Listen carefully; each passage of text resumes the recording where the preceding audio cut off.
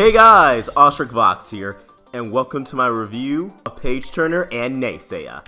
Now, this wasn't as big as last week's episode because, we kind of had exposition on the queens, and Toffee's finger was inside Star's wand, but this week we did get some exposition within 2 minutes at the end of the episode. All the magic of the universe is on the fritz, it's disappearing. It's all out of whack, but let's come back to that. Glossaryck wants Star to learn some new spells, and she goes to the Forbidden page, which, if you guys already didn't know from the preview, is Eclipsa's spells. Eclipsa being the Queen of Darkness that we learned about last episode, the butterfly who abandoned the castle, the Mewni, to be with a monster. And we know that there's a relation between her and Toffee, but we're not sure what that relation is yet. Also, Glossaryck has a very interesting line during this episode when Star's negotiating with him, saying something along the terms of, holding hostages, typical butterfly.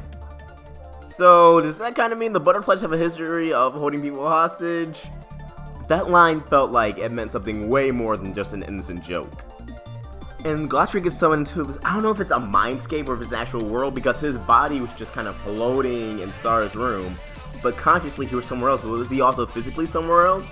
Can Glossaryck, produce more than one body to be at one place at a time?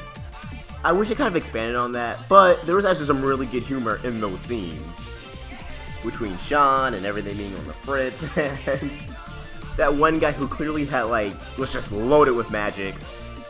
Kind of looked like he was about to, I don't know, light up the place.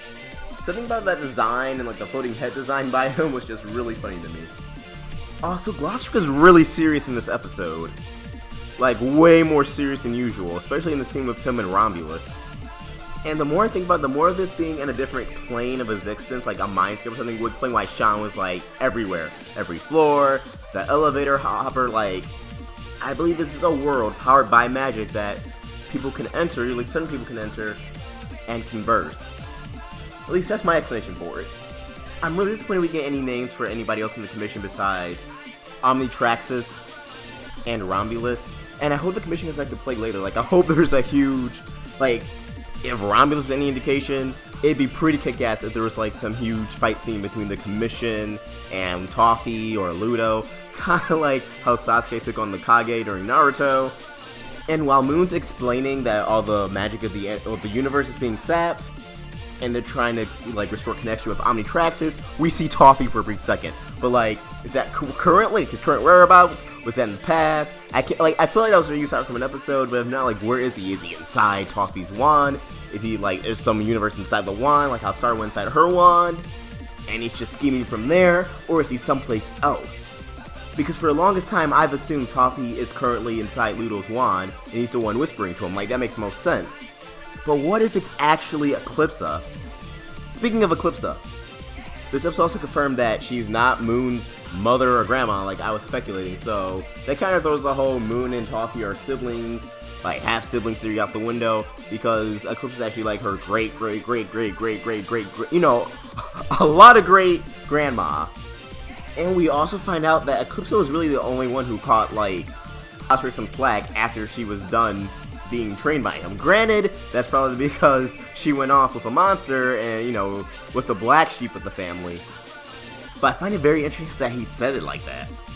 And Eclipsa's spellbook.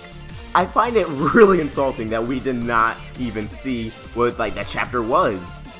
It was the selling point of this episode from the promos. However, Stardust's mission, blah blah blah, the forces of evil, when referring to Eclipsa's spellbook, the show was called Star vs. the Forces of Evil, so has the title this entire time been one huge foreshadow or setup for Eclipsa. There's something going on with her that I'm really excited to see where it goes. And I feel like this is actually way bigger than Toffee, and bigger than we actually have imagined so far. Also, was Marco being overrun by darkness and power at the end kind of foreshadowing? Because there's, the theory that Marco might turn evil. So I also found that very interesting. Overall, it was a decent episode. I'm not saying, oh, it was such a good episode. I had a lot of laughs.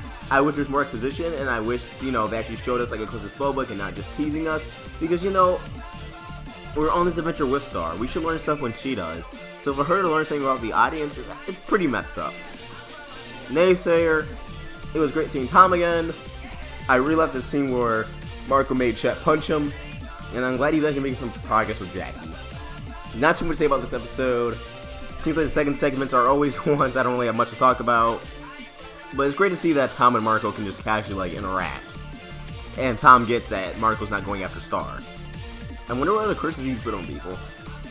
Or even on Marco. Overall, I did enjoy these episodes. They were decent in the end, but I thought they were pretty good.